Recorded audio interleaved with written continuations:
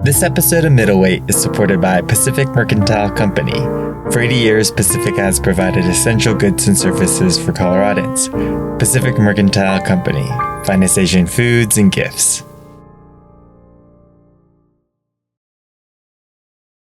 Following someone around for 3 months, interviewing them multiple times a week, you start picking up on their rhetorical devices.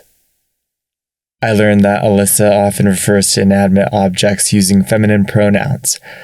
Alyssa routinely personifies her car, and once when I visited her at work, she referred to a church near her workplace as she. On more than one occasion, for a split second, I'd think to myself, who is Alyssa talking about? Who is she? I also noticed how many sports analogies that Alyssa uses to describe her campaign. As a first-time candidate, she's putting it all out on the field. She's called the campaign season a long-distance race, picking up her pace as Election Day nears. The past week, Alyssa has been in a sprint, reaching out to voters who haven't submitted their ballots yet. She's now nearing the finish line, anticipating to learn how she placed. They call it running for office for a reason. Alyssa would frequently describe figurative mile markers throughout the campaign, and in Colorado, I realized how many actual mile markers I'd see everywhere. There's a popular trail that runs through Denver called Cherry Creek Trail. It's a paved pedestrian and bike path that's more than 40 miles long, and on one end is Confluence Park in downtown Denver, where Cherry Creek flows into the South Platte River. And if you follow the creek southeast upstream, the trail leads to Douglas County. Around mile marker 27 is Alyssa's neighborhood in Parker. My first time running along Cherry Creek Trail on the downtown Denver side, I saw a mural underneath a bridge of what I assumed was a Japanese woman. With black hair and white skin, 2 dots under her eyes, the figure looked like she was wearing a red kimono of some sort. Less than a week later, I happened to meet the artist, Casey Kawaguchi. He was in the middle of painting another mural of this same woman, now on the outside of Pacific Mercantile Company in Sakura Square. I would soon learn that Casey has created several public works of art around the Denver area, and this woman warrior character was inspired by the artist's own Yonsei Japanese American identity. Casey Kawaguchi was gracious when I told him that I'd seen his Cherry Creek Trail mural a few days earlier. He said he was knee-deep in freezing cold water doing that one. The last 3 months in Colorado, I've cherished these types of interactions with all the new people I've met, some just as part of the community, and many because of Alyssa. I get the chance to speak with 2 friends of Alyssa who I've met off the campaign trail. These individuals represent diverse facets of the larger Asian American community in Colorado and reflect different stages of Alyssa's growth as an Asian American woman. I also say hi again to Bulgarian immigrant and Parker resident Nadia. These 3 individuals represent the personal, professional, and political lives of Alyssa that I've come to understand. And because they all aren't originally from here, they give me some insight into the ways that Colorado continues to be a welcoming place for everyone. Alyssa Nilemo is a 4th-generation Coloradan running for the Colorado House of Representatives, District 44. By narrating her story, I reflect on my own civic duty as an American citizen. Imagine a physics classroom demo on space-time. A heavy object is placed at the center of a stretched-out bedsheet, and as marbles roll across the warped fabric, they follow circular paths around the weight in the middle. What if every part of ourselves was one of these middleweights that attract other bodies in the universe toward us? Welcome to Middleweight, a podcast about the interlacing connections that create communities and cultures. My name is Toshiki Nakashige. This is District 44, Episode 8. People are going to look at you and think you're an immigrant.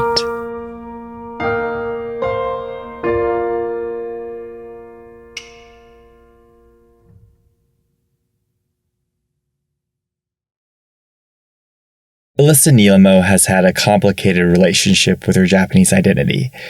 In many Japanese cultural spaces, she didn't feel Japanese enough. When she was 14, Alyssa met Jean Yen, and for a multitude of reasons, Alyssa gained confidence in herself over the 4 years that Jean helped her connect with her Japanese heritage. My name is Jean Yen. I'm a retired architect, and I was born and raised in Nebraska. Jean Yen is a second-generation Chinese American. Her parents came to the U.S. in the 1940s. I'm from two Chinese parents. That mom was from Shanghai, dad was from central southern China. They immigrated separately and met actually here in the country. And really, we were raised with American traditions as my parents found out about them, because in the 1950s, being shortly after World War II, people did not really look that kindly upon Asians. And so my parents felt that they wanted us to blend in. Nebraska, the Midwest, mostly Caucasian people. And so my parents didn't teach us the language. They didn't really speak about the Chinese culture. And we just celebrated the American holidays. We didn't even really celebrate Chinese New Year's. So it was a very typical American upbringing, I would guess. Jean grew up with 3 siblings, and they all had a culturally American upbringing, not really learning the language or being surrounded by an Asian or Chinese community. After graduating from college in Kansas, Jean moved to Colorado for work. She spent 6 months in Colorado Springs, and she's been in the Denver area ever since. Jean first learned about the Japanese martial art naginata during a seminar that she and her husband Paul had attended. Back in 1989, there was an Asian festival here in the Denver area, and they sent out a notice that there was going to be an introductory all-day seminar about naginata. And a friend of Paul's called him and said, "Hey, I found out about this seminar. Maybe you and Jean would like to go." And Paul happened to work down at the venue, so we both went down and signed up. And that was my introduction. Paul got pulled off because he worked there to shut off the sprinkler systems. That took him all morning, and they wouldn't allow him to take the second half because they felt like he had missed too much. And he watched me and he said, "This seems like something that you really like. I think, would you like to continue?" And I said, "I think I would." So he bought me a naginata. I joined the U.S. Naginata Federation and continued for about 20 years. Observing a live demonstration of naginata at the Asian festival, Jean fell in love with the art, started practicing herself, and worked her way up to a black belt, earning the highest rank of Godan in 2003.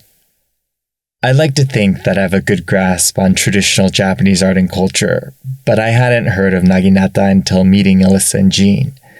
Its origins date back to the 12th century during the Heian period of Japan. A lot of people will say that it was a woman's martial art, and it kind of stemmed from tales that women were armed with naginata to defend house and hearth when the men were absent from home, and there are stories where the naginata would be hung over the door so that if there were intruders coming, they would, be able to grab the naginata on their way out the door to defend themselves and their household. The martial art is generally associated with the samurai class, and when feudal Japan modernized during the 19th century, the practices associated with actual combat ended.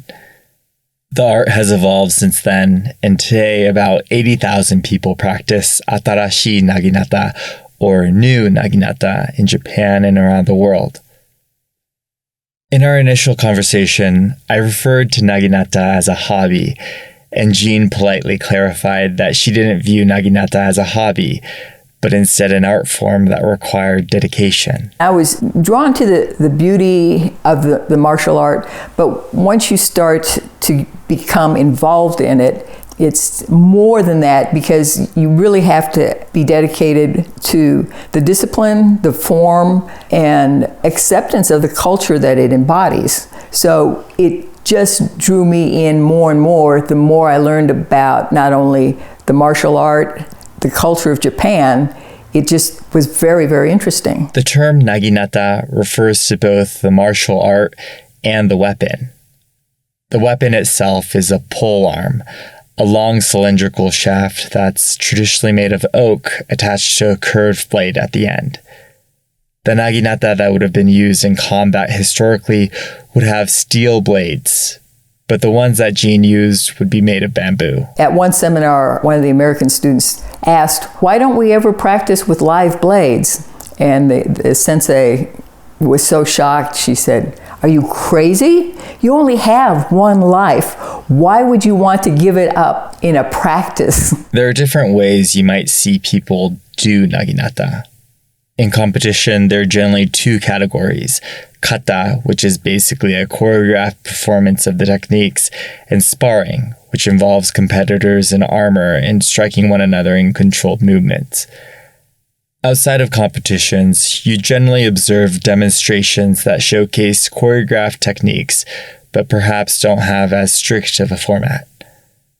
To master the precise movements while yielding the weapon, it's imperative to watch a mentor closely and to copy them.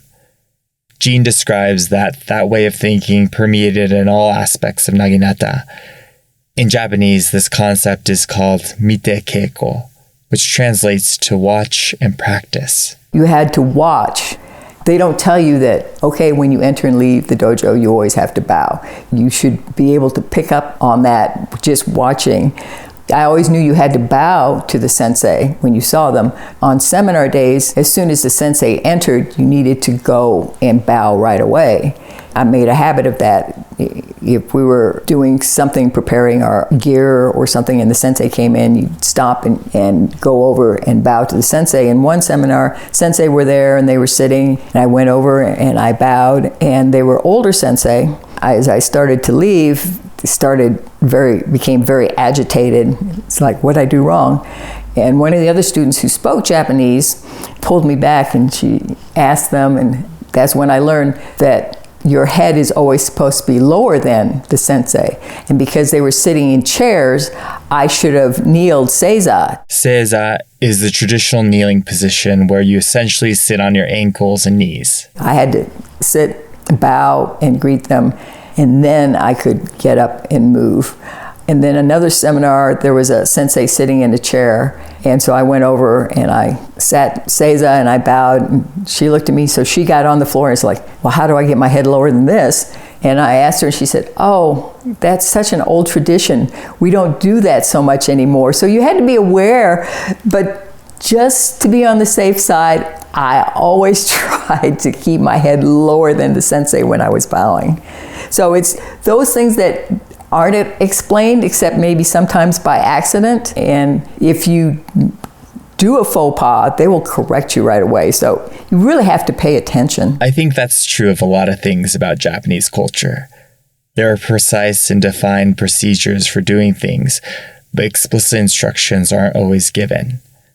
It's up to the student to observe, pay attention to details, and improve their own practice.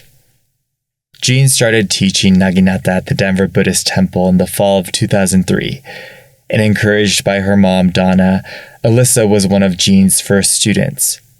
Alyssa was in the 8th grade when she first started. She seemed a little bit shy, but she was very eager to learn. She was always very attentive. She said on the first day, Mom said that I should tell you that I have scoliosis and that I might not be able to do everything. And I said, that's good to know. Always do the best you can. And she did. And so I would always ask her to stand up straight, and she would. And I would say, stand up as straight as you can, because if it hurt her back, I didn't want her to do that. She didn't have any other problems kneeling or anything. So anything I would explain to her or ask of her, she was always very willing to do. Jean told me that a couple years later, Alyssa said that her curvature had straightened out by 2 inches. When the doctor had asked what Alyssa was doing differently, she responded that the only thing that had changed was that she began practicing naginata. The tradition is to practice the martial art barefoot. The first winter, Alyssa said, Mom told me to tell you that my feet get cold really easy. And so I said, well, if you need to wear socks or something, you can do that. But, I had to be that example, and I always went barefoot. And if I was going to be barefoot, she was always barefoot, and she didn't complain. And the dojo was above a parking garage, and there was no insulation between the parking garage and the dojo floor, which is solid concrete. So that concrete will absorb cold really fast. And it was below freezing once, and the judo sensei said, "Would you like mats? Because the floor is really cold." And I said, No, this is barefoot martial art. We'll be good. All his students were practicing on tatami, and they all had socks on. And Alyssa and I were out there barefoot, and the judo students are all kind of like, seriously? Jean shared with me numerous instances in which Alyssa learned to embody the discipline that goes into naginata. She was attentive and patient. Alyssa's dedication to naginata led to personal growth. Applying what she had learned in the dojo, Alyssa participated in demonstrations for the annual Cherry Blossom Festival. On these occasions, she wore a white keikogi uniform and black hakama pants. Alyssa didn't participate in sparring. Competitions often required traveling out of state and feeling protective. Jean told me that she was relieved that Alyssa didn't have a strong interest in those events. In theory, proper technique shouldn't lead to injuries, but Jean knew firsthand how violent some competitors could be. It was obvious that Jean had an overwhelmingly positive experience teaching Alyssa. Alyssa stopped practicing naginata after graduating high school, but the two have maintained a close friendship ever since. Because of the support and guidance throughout subsequent chapters of her life, Alyssa refers to Jean as her honorary bonus mom. The community surrounding the temple was, of course, Buddhist and largely Japanese American. I was curious about Jean's experience teaching in an environment like that. She was Chinese American and grew up Methodist. Jean was introduced to the temple through the judo sensei. The head sensei and I were co-workers and friends, and he would ask me about naginata, and I was saying, well, I've been currently teaching here, but it looks like I need to find somewhere new. And he said, well, I do judo down at the temple. Let me ask Reverend Sensei if that's possible. And he said, but you would have to become a member of the temple. And I said, just a member of the temple, I don't have to convert to Buddhism, do I? He said, no. He said, I'm still Jewish. And I said, okay.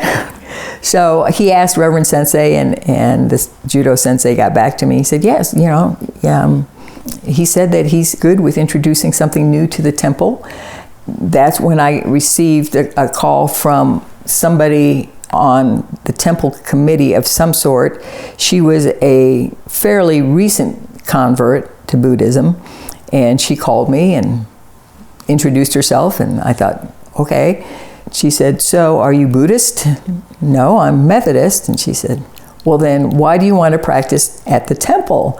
And I said, well, it's a Japanese culture. It would be something new for the temple. And she said, well, if you're not Buddhist and they're going to let in all these different activities, they shouldn't call this a temple anymore. They should just call it a cultural center. And I thought, well, this was not what I had known the Buddhist temple, because I was aware of the Buddhist temple, and I went in the first time and I asked Reverend Sensei, I said, I received a call from so-and-so. He said, oh, she's very passionate about Buddhism, and she thinks the temple should only do all things Buddhist. But then that would narrow what the temple presents to people. We want all people to be welcome, and that's why Judo's here, Aikido's here, Taiko's here. He said, we want everybody to feel welcome and for everybody to be aware of what's available within Japanese culture.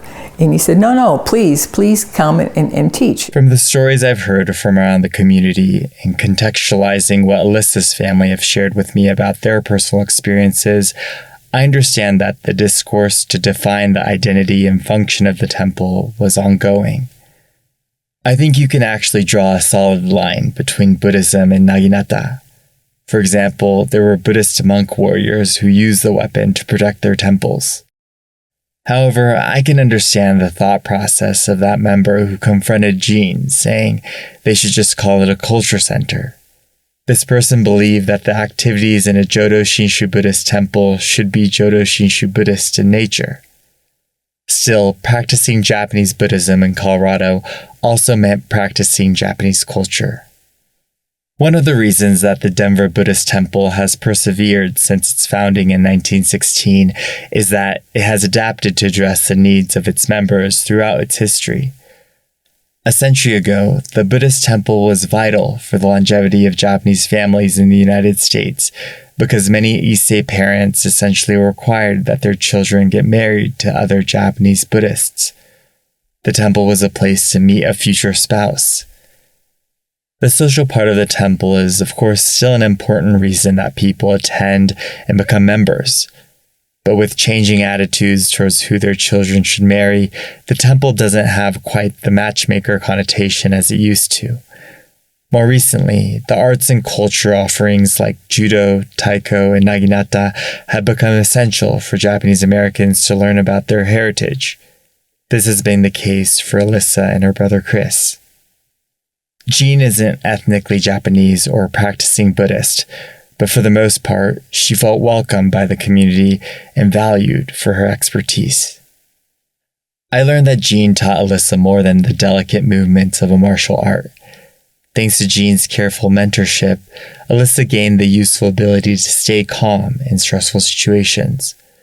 And even though the years after high school took her on a circuitous path, Alyssa ultimately learned to be true to herself. She has taken what I have always termed as the scenic route. She started up at CU and she came and we met and she said, "This setup is not the way I can learn the most effectively." And she made that difficult decision to not go that traditional route. She said, "I will get my education, but that's not the way I think I can learn, and I don't think that's the best use of the money that I have." Straight after high school, Alyssa enrolled at CU Boulder to pursue business administration, but ended up dropping out during her sophomore year. She realized that she needed to take the time to gain some real-life experience and to figure out what kind of career she wanted. Jean summarizes the decade after high school for Alyssa accurately. Alyssa took the scenic route. She traveled, moved to Oregon, and took on a number of odd jobs that taught her important life skills. Determined to have a more stable lifestyle, though, Alyssa eventually moved back to Colorado and went back to school. She went on to work in public administration in Westminster and earned her bachelor's in political science. So as she, was going through all these different twists and turns, she became more focused to where she is today. I listened to a speech that she gave at a Democratic meeting of some sort, and she was asked by one of the constituents, "Isn't there somewhere else that you should go to be more representative?" There was that unstated, people with features like yourself. And she said at that moment, she knew that she needed to be the representative for that district in order for people to become aware. And, that is a courage that I would not have had at her age. About 4.5% of the population of Colorado is Asian.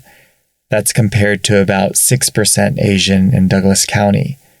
So proportionally, there are a greater number of Asians in Douglas County than you'd find anywhere else in the state. So if a fourth-generation Coloradan like Alyssa isn't representative of Douglas County, then where? Jean says that she's grateful to have a person like Alyssa in her life.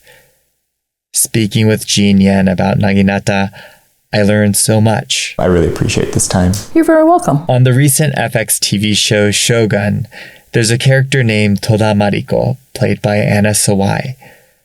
There's a fight scene featuring Lady Mariko using a naginata. Alyssa's middle name is Mariko, and when I mentioned that connection to her, Alyssa confessed that she had actually been named after Lady Mariko. The recent TV show is based on a 1947 novel that was previously adapted to a miniseries in 1980. Watching that miniseries, her parents were inspired by the character's strength and beauty. Alyssa's participation in Japanese cultural activities was critical for her development as a community leader. But when she became involved with the nonprofit Asian Chamber of Commerce Colorado, Alyssa began recognizing the importance of fostering a sense of teamwork among all Asian Americans. And she wasn't alone. I speak with a fellow board member of the chamber after this break. This episode of Middleweight is supported by Pacific Mercantile Company. Before Georgie and I moved to Colorado, he and his family were incarcerated at Tule Lake in California and Topaz in Utah. He was forced to leave behind his first grocery store in Sacramento because of Executive Order 9066. And although a neighbor tried to keep the store running as long as he could, he was forced to close the business before Inai was released from the camps. To fulfill his dream of creating another business that would provide essential goods and services for the community, Inai went on to open Pacific in downtown Denver in 1944. Jolie Noguchi showed me old photos of her grandfather Inai and his family while they were imprisoned. Although they had lost so much, the photos depicted their strength and determination. Jolie also showed me black and white photos of Pacific when it first opened on Larimer Street with a sign that read, "Grand Opening Special Sale," in the front window. They changed locations to the other side of the block in the 1970s, but you can still feel the history when you walk into the store. Pacific Mercantile Company, finest Asian foods and gifts.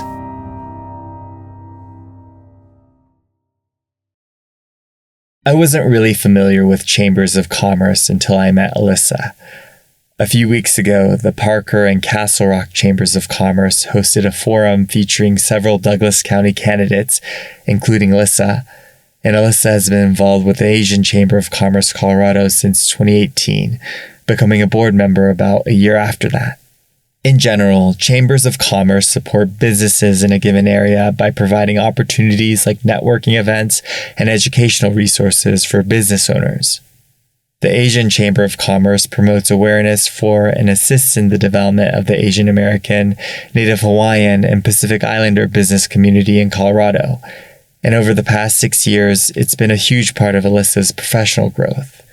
Alyssa enjoys being part of an active board and values the Chamber's ability to adapt to the dynamic needs of the community.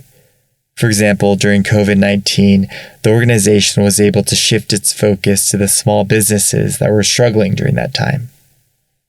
To learn more about the Asian Chamber of Commerce, I had the opportunity to talk with Alyssa's friend and colleague, Brent Sabati. My name is Brent Sabati. I've been living in Colorado for about 8 years now. I moved here in the summer of 2016 to go to school. I transferred from Hawaii. I grew up on the island of Oahu, and I've been here ever since I graduated from UCCS.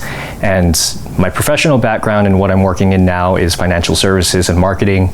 And outside of that, I'm very active in the community. I sit on multiple boards for nonprofits, relating to the Asian American community. I'm on the board of the Sakura Foundation as well as the Asian Chamber of Commerce, where I'm kind of leading the expansion in Southern Colorado. The Chamber's work has predominantly focused on the Denver metro area, where the Asian population in Colorado has historically been concentrated. They're now expanding visibility and membership farther south, and Brent, living in Colorado Springs, was poised to help accomplish that.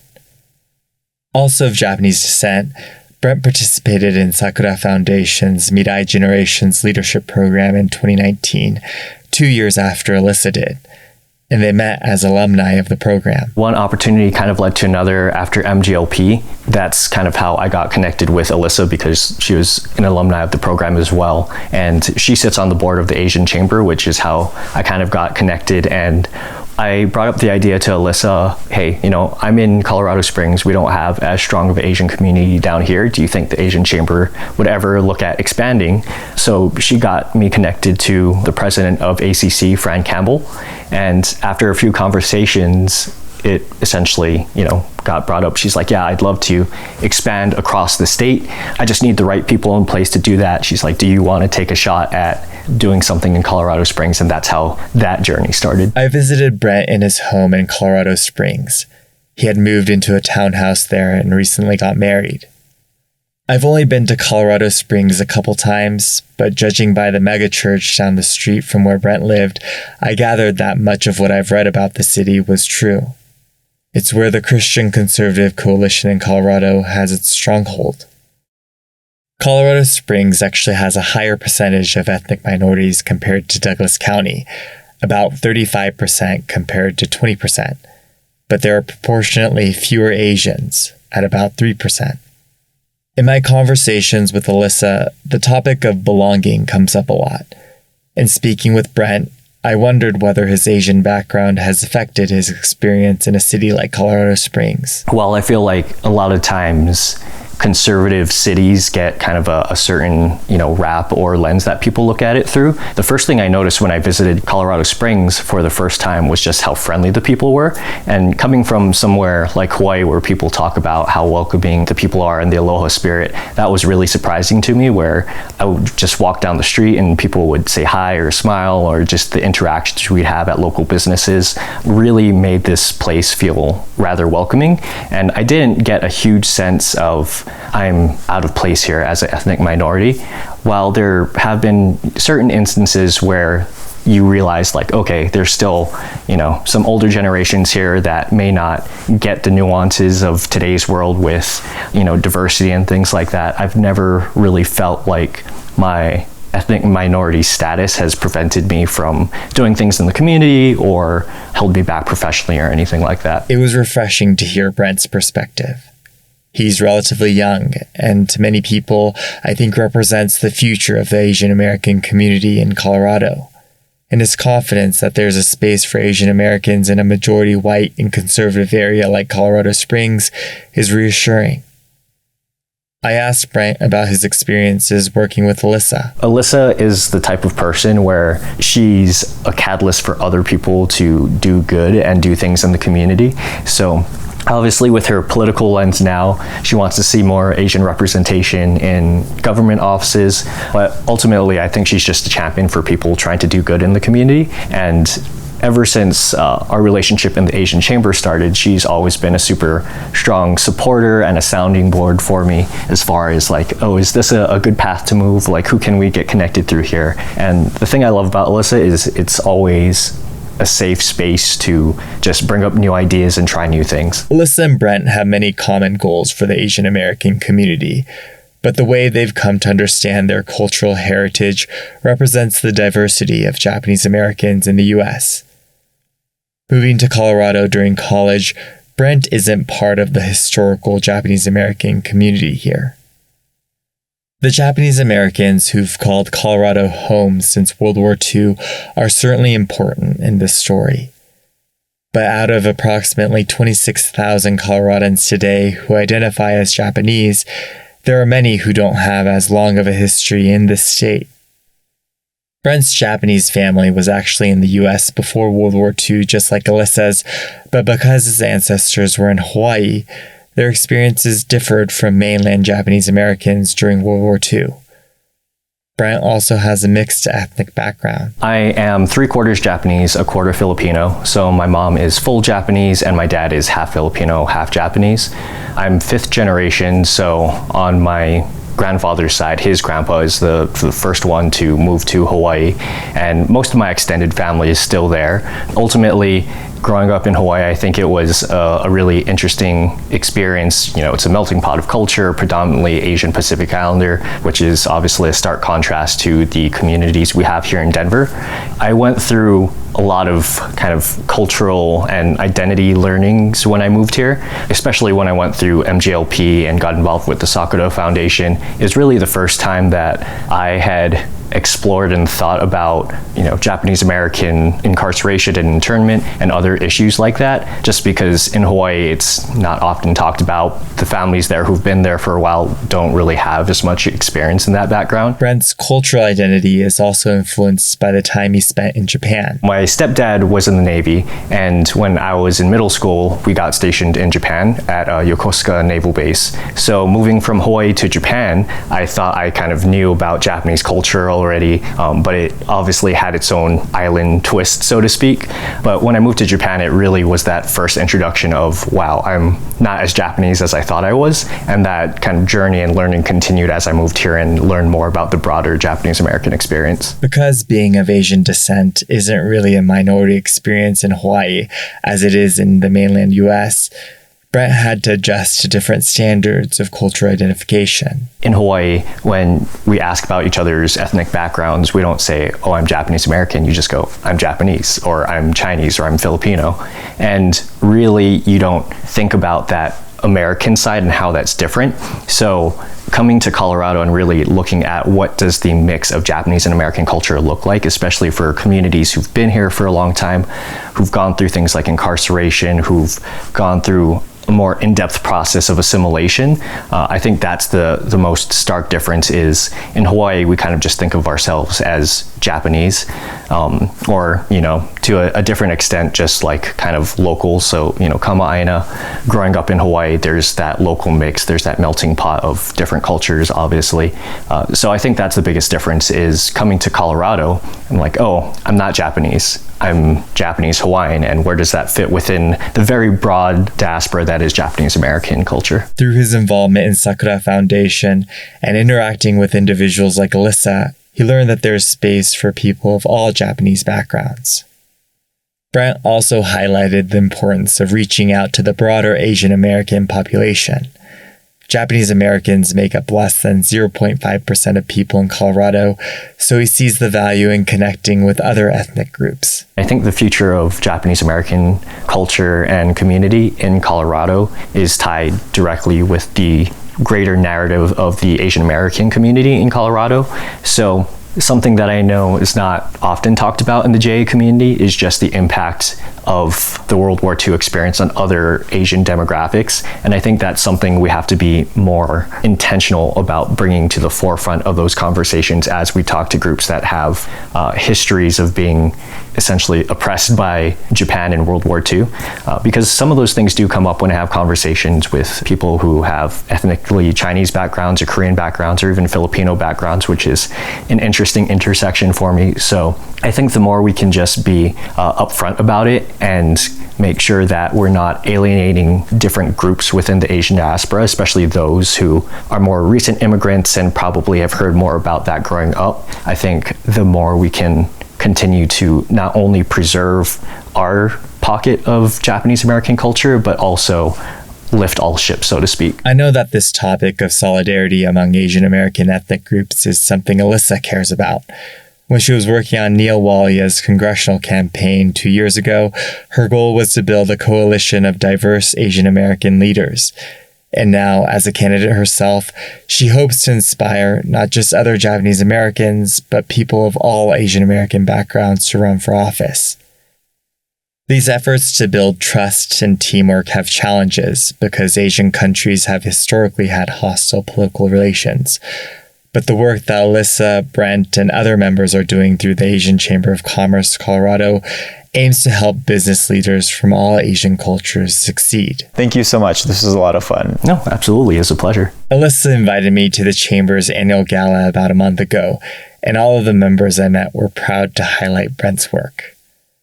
In the third act of the last episode, before we find out about the election results, I sit down with Parker resident Nadia to talk about her reflections on this election season.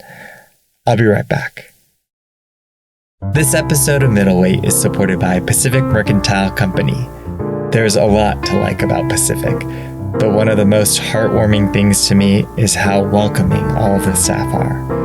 The owners take pride in hiring staff who are kind and have bubbly personalities. They also love to share their love and knowledge of Asian food. So if you're looking for specific ingredients, say for making homemade Japanese curry, they'll quickly guide you to the correct aisles. Thanks to Alyssa Noguchi, great-granddaughter of Georgie Nye, Pacific is on social media, and you can get a glimpse of what it's like to visit the supermarket by checking out their posts featuring staff pics.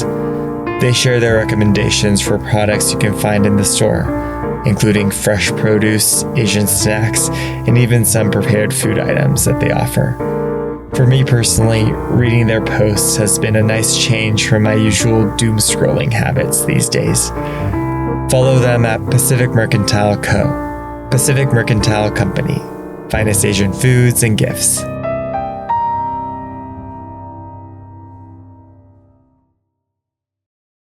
A few weeks after I first interviewed Nadia Konstantinov for the podcast, I sat down with her again to talk about what she's learned after being a little more involved in local politics and Alyssa's race. Nadia is a voter who has lived in Parker for 7 years, and earlier in the podcast, she described negative experiences she had during the last presidential election. When you had said, when you walk into a room, unless Alyssa is there, you are the only Asian person in that room. And that really hit me because it's just not an experience I've ever even thought about having. I don't know how to put it into words, but even though people are friendly to you, I'm sure, there must be a feeling of like otherness. And I just often think about how representation matters and stuff, and it's just never occurred to me how few Asians are in Colorado until I heard it on your podcast. I did say to you, I've thought about how Colorado is a very white state. I think that's very noticeable when you just kind of walk around. But when you gave, the specific numbers and stuff, it really kind of opened my eyes to it. I'm an American citizen, but because I am phenotypically Asian, people here might perceive me to be more of a foreigner than she is. Nadia is from Bulgaria. She has olive skin and green eyes. To me, she looks like a Caucasian person with a nice tan, like an outdoorsy type you would see normally around Douglas County. In the context of Parker, Nadia appears to be closer to what people expect an American to look like. Wow, I was absolutely thinking about that exact thing when I was listening to your podcast, because I'm more of an immigrant than you are, but people are going to look at you and think you're an immigrant, and I'm an American because I'm white. And this might be too much information. I'm also bisexual, and I think about that in terms of my marriage to a man. Well, I walk around, people think I'm a straight woman, but I'm, not fully, not technically. And I think those experiences kind of correlate to each other because I walk around and people perceive me the way they want to perceive me rather than the way that I am. But in terms of otherness, I frequently think about how in most spaces I can pass as an American. My accent, I think, is audible, but a lot of people think of it more as a dialect than a foreign accent. I think I told you I've absolutely had experiences of you immigrant, go back to where you came from, both when I lived in Florida and here in Colorado. But as a rule, I look to people like you're, typical white American. And it's insane because, like you said, you were literally born in this country. You in this room are the American. But people are going to look at you and be like, that's an immigrant. In addition to race, Nadia and I discussed how other differences in physical appearance affect the assumptions people make. I know that the U.S. has an obesity problem, but the average person I've met in Colorado has been pretty active and physically fit. Nadia has a slender body type, but she's open about the fact that she hasn't always been that way. So I had the bariatric surgery almost exactly 2 years ago. It was September 12th, 2 years ago, and I've lost 190 pounds, and I've noticed people treat me like a human being. Like, people wouldn't even make eye contact with me. It was like they were just so uncomfortable with this very large person because I'm 5'2". I was 310 pounds. I was very, very large. And I just felt like people weren't treating me like a person. They would speak to me differently. Now I'm getting eye contact. People smile when they see me. I'm being treated a lot better after the weight loss. And I want to almost a little bit relate it to the whiteness and the otherness because I just think people have this natural way of creating schemas in their mind of I like things that are like me. So now I'm more like the average person, I'm smaller, I fit in, I'm one of them now, so they'll talk to me now. Versus before, that's different, that's other, we don't engage with that. I don't know, that's how it felt to me. Nadia shared with me a photo of herself before her bariatric surgery. And comparing the before and after, I understood what she meant when she said people wouldn't recognize her or treat her the same. The medical procedure was critical for her physical health, but as she was able to spend more time outside, Nadia says that it's helped her mental health too. I think I started hiking a couple months before my surgery, and I'm very loosely calling it hiking because at the time I was just walking on flat paved trails. But I started getting outside beforehand. And then I started losing weight very rapidly after the surgery. So very rapidly, my hiking ability accelerated. Within a year post-surgery, I started backpacking. now 2 years out. As you know, my schedule is packed with hiking, camping, backpacking, all of them things. That's, to me, that's my life worth living thing. It's my happy place. Nadia was heavily influenced by her grandparents and their political views growing up in Bulgaria, but she acknowledges that her immigrant background and her weight were also factors that shaped her worldview. When I first came to the States, I was bullied really badly for my accent. Also, I didn't really speak very much English for the first year.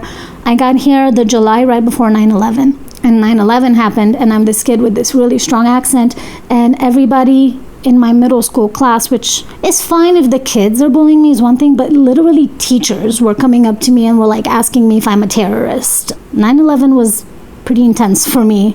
And so that experience of otherness skewed my beliefs. And then I had always been a chubby child, but in my 20s I gained 200 pounds and further othered me. So yeah, absolutely, I would say that colored my politics, because I don't think that anybody who's in any sort of other category should be treated as less than just because they're not the main group. Over the past few months, Nadia started volunteering for Alyssa's campaign. Nadia hadn't gone canvassing before, so we went together. And yeah, whenever we interacted with a voter who was almost always white, I was aware that she and I would be perceived differently based on appearance. I'm grateful that Nadia has been so candid about her cultural and social identity. Learning about Alyssa's personal, professional, and now political life, I know that these types of topics can be difficult and personal, but I believe that we can find more similarities between humans by talking about them. I'll check in with Nadia again after the election, but right now, I want to take this moment to talk with Alyssa. About 8 to 10 hours after this episode's publication, Alyssa will find out if she wins or loses her race for House District 44. In Colorado, voters are allowed to designate any person of their choice to return their ballot. A person is permitted to collect and return up to 10 ballots. So throughout Election Day, Alyssa and her volunteers are contacting voters, asking if they need help taking their ballots to drop-off locations for them. Alyssa doesn't want to regret anything later, so as she reaches the final mile marker of the election, she's putting it all out on the field.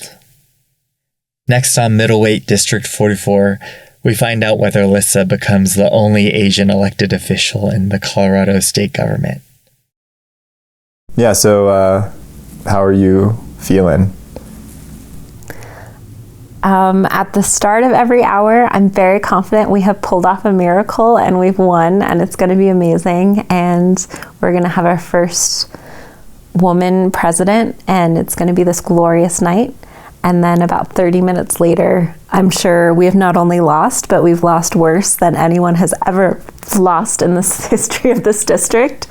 And we will not be celebrating the first woman president, and it will be the worst night of my entire life. So those two emotions off and on from each other for the whole day. Yeah. Yes. That makes sense. But it sounds like also maybe in the grand scheme of things, like a win for your race would just maybe be the icing on the cake more than it is something you're thinking about.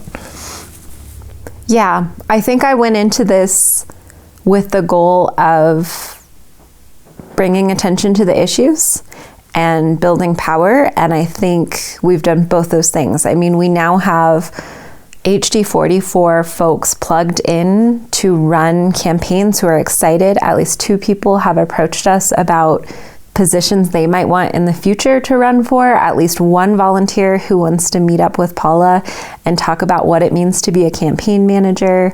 We've got excited young folks who are, I mean, the power check did that.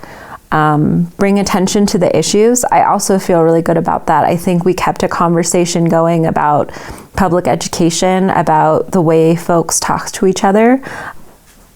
Even if it was just the smallness of, I think we really started to notice on the campaign trail, other candidates started to pick up some of our talking points around this idea of kindness and, you know, listening to others and all of these other things. And the fact that that became a common speaking point amongst candidates, that's also bringing attention to the issues. So I think if you can achieve 2 out of your 3 goals, that's a win. I will also say personally, I know that when you run a really good campaign, it opens other doors of opportunity, even if you lose. That's the lesson I learned running a different campaign. We didn't win.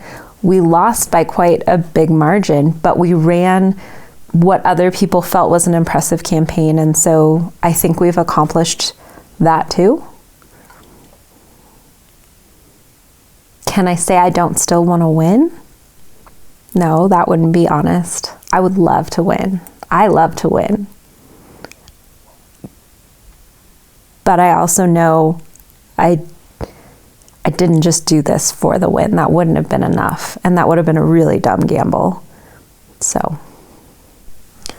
Good luck. Oh. I hope I sleep tonight.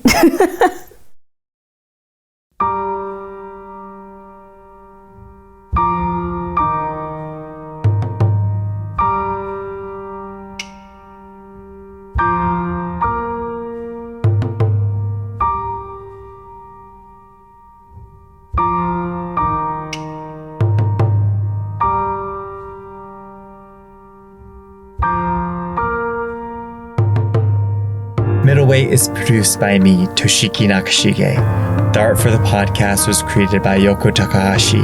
Music was composed by Tim Greer and performed by Steve Denny and Gary Tsujimoto. Special thanks to Casey Kawaguchi. For more information about the podcast, please visit middleweightpodcast.com and subscribe to the show wherever you listen to podcasts.